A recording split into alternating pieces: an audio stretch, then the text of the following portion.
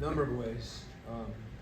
I think we've got to be more willing to take contested threes, where there's times where you're open and it's the best shot you're going to get. You know, our ability to space. You know, I didn't think that, you know, against a really good defensive team like we're going to play again tonight, the difference from being, you know, 3 feet against somebody that's closing out sometimes is the difference between getting an open shot or not being able to shoot the ball. And then to the extent we can run, you know, those opportunities find themselves in transition. And always important for us is taking care of the ball and defensive rebounding. What we do defensively, you know, not putting people on the foul line. Those are opportunities that we don't have to run. And you know, I'm listing a few of them for you because they all kind of add up. There's no one thing. There's some that are certainly more impactful than others. But even after made baskets, it's harder in a playoff situation because teams are more urgent getting back. But you know, one of the most important things, if I could put it like maybe the most important thing, is for us to make really quick reads. The ball can't stick. You got to know if you got a shot or you got to move it. And those kind of moments of hesitation against good defenses allow them, you know, to recover, and then they're shifted, and it's harder to create an advantage. So we have a number of guys that we're not quite there where we're creating advantages on our own to generate those shots. We need to do it collectively, and you know, I think that's something. You know, this year our team, I'm rambling on a little bit, but you know, we've got 4 guys, you know, outside of Trey that are average. I think they're 22 years old collectively. Those 4 guys, they're all in these situations for the first time, and this is part of, you know, we talk about being a development program and seeing those guys get better, and I'm really proud of the way that they've progressed. This is as much part of that as anything. You know, being in highly competitive games with the consequences that are on the line, those instincts, you know, that level, it's something that's hard to simulate until you go through it, and some of it's just the self-assurance that it's okay to miss. I was going to ask you about your half-court offense, which you kind of just spoke to, but playing with pace as far as changing ends, but also playing with pace when you're in the half-court, when you just out of necessity.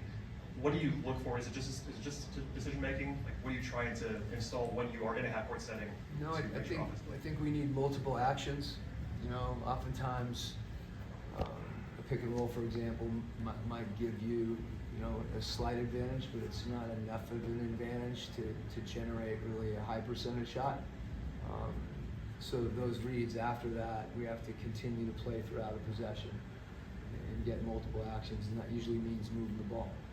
And trusting each other when you're playing with the pass that maybe the next guy's going to have something a little better than you. And that comes down, I mean, you guys hear it all the time, saying, like, you know, coach speak, but you can't do that if you're not spaced. And that's kind of a constant, you know, throughout a possession. If we're not generating those baskets with one destinational score and forcing double teams and creating those advantages for other guys, we've got to do it collectively.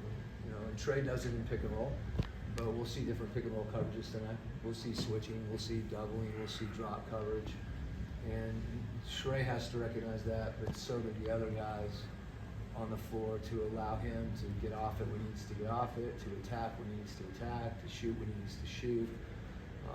But we can't be completely reliant on that and him to generate offense in the half court. And there's like a middle ground between what we think of as, you know, a true fast break, you know, and when you get in a dead ball, you know, execution situation. And we have to find those opportunities where we're playing against a defense that might be cross-matched.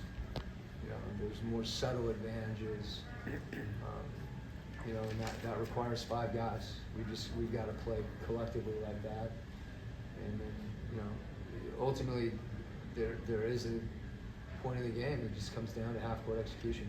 and that's, you know, precision, force with everything you're doing, you know, whether it's, you know, screening, all those different things that you have to try to run your offense through a defense.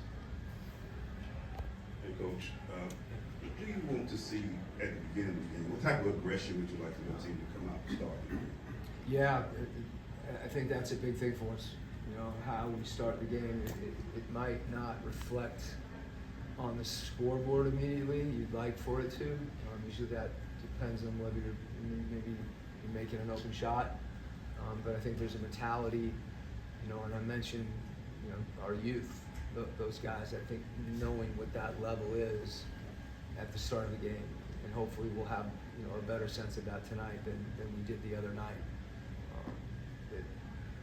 How important that is, you know, really not just the beginning of the first, but to be able to sustain that. We need to have a competitive endurance throughout the course of the game. And staying with the youth and kind of that just, you know, inexperience, I guess, in the high level games, how as a coach do you navigate that? Do you do anything differently? Maybe is it having a tighter leash on the rotations, easier, you know, more faster call timeout? Do you do anything differently? Yeah, I mean, timeouts are always, you know, you're going to use them to various ways, right? Whether you're thinking about holding one or you want to stop a run. I think as much as anything, for our guys to know that we believe in them and have confidence in them. You know, some of that has to come internally. And again, it's, you talk about being young. This is, you know, no one's, when you're checking in the game, they're not asking you how old you are. You know, like you got whatever color your jersey is, that's what it is. And those guys stepping up to that level, and sometimes you don't find it right away, but that's where I was talking about the competitive endurance, being able to respond in those moments, and how we respond is really important, and we have to do it collectively. Sometimes you gain confidence from the guy that's next to you, you know, and not everything is going to go your way. And how we handle that, I think, is as important as anything. Okay, all right.